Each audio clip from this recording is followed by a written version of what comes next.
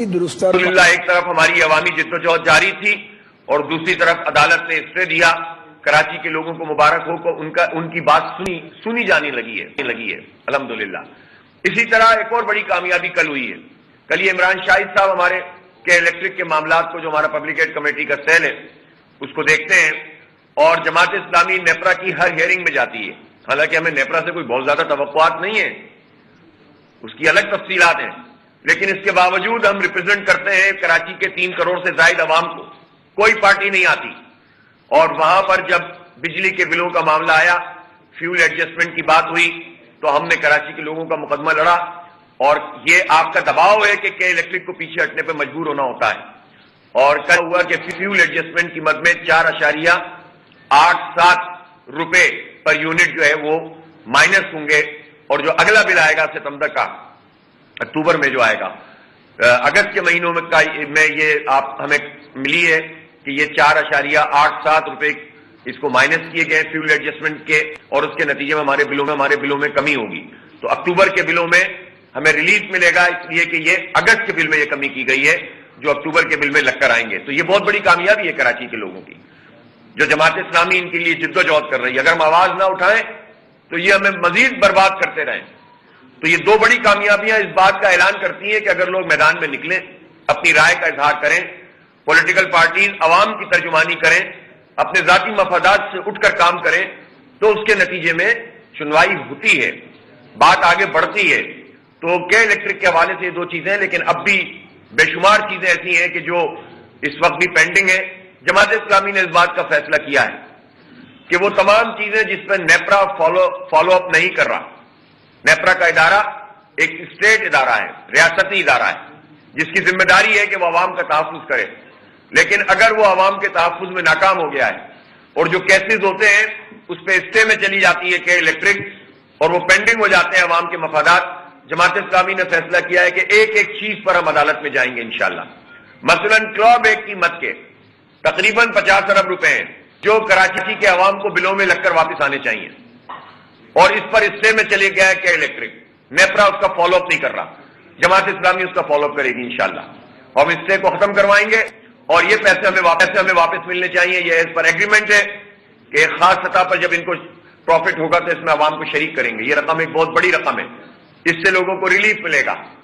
کوئی نہیں لڑ رہا ان کا مقدمہ، ہم لڑیں گے انشاءاللہ، عدالتوں میں بھی لڑیں گے، سڑکوں پہ بھی لڑیں گے، احتجاج بھی کریں گے، اور یہی وہ ماڈل ہے جس کے نتیجے میں لوگوں کو ریلیف ملتا ہے۔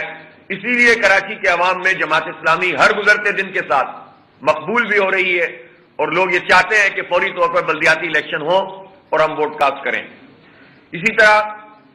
بلدیاتی الیکشن کے حوالے سے میں یہ کہنا چاہتا ہوں کہ اس کا جو 23 اکتوبر ڈیٹ فکس ہوئی ہے، ہم نے تو الیکشن کمیشن سے کہا تھا کہ 16 اکتوبر اس کو کیا جائے، اور جو ضمنی انتخاب ہیں جس کا کوئی فائدہ نہ پاکستان کو ہے نہ کراچی کے عوام کو ہے، بے رنگ بے بو بے ذائقہ قسم کے ضمنی انتخاب، جس میں لڑنے والوں کو بھی نہیں پتا کہ وہ حلف اٹھائیں گے کہ نہیں اٹھائیں گے جیت گئے تو، اور کرانے والوں کو بھی نہیں پتا کہ اس کا کیا فائدہ ہوگا۔ ویسے تو اس مسئلے کو ایڈریس ہونا چاہیے کہ ایگزسٹنگ اگر کوئی آدمی کسی اسمبلی کے اندر موجود ہے تو اسی اسمبلی کی کئی سیٹوں کے اوپر اگر الیکشن میں پارٹیسپیٹ کرتا ہے تو یہ جمہوریت کے اعتبار سے، انتخابات کے قوانین کے اعتبار سے، اس کی روح کے اعتبار سے، پارلیمنٹ کی جو پوری اسپرٹ ہے اس کے اعتبار سے یہ کوئی بات جو ہے وہ سمجھ میں آنے والی ہے بھی کہ نہیں ہے۔ اور اس کے نتیجے میں جو انتخابات میں اخراجات ہوں گے، وہ اخراجات تو عوام کے ٹیکسوں سے پورے ہوتے ہیں، کسی کی جیب سے تو نہیں جاتے۔ تو ان اخراجات کے بعد بھی یہ پتہ چلے کہ پھر دوبارہ ضمنی انتخاب ہوگا، اور پھر وہ ہو جائے گا تو پھر ضمنی انتخاب ہوگا، تو ایسے ضمنی انتخابوں کے حوالے سے الیکشن کمیشن کو بھی اپنی رائے دینی چاہیے۔ چیف الیکشن کمشنر کا یہ کام ہے کہ وہ وضاحت کرے قوم کے سامنے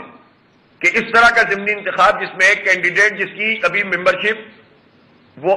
7-8 ضمنی انتخابوں میں، یعنی قومی انتخاب میں اگر کوئی پارٹی لیڈر 4 جگہ سے لڑے، 5 جگہ سے لڑے تو بات سمجھ میں آتی ہے۔ اگر ضمنی انتخاب میں کوئی آدمی 1 سے زائد جگہ پہ لڑ رہا ہے تو اس کا مطلب ہے کہ باقی مزید سے پھر ضمنی انتخاب ہوگا، اور پھر وہ اس پہ اگر لڑے گا تو اس پہ مزید ضمنی انتخاب ہوگا۔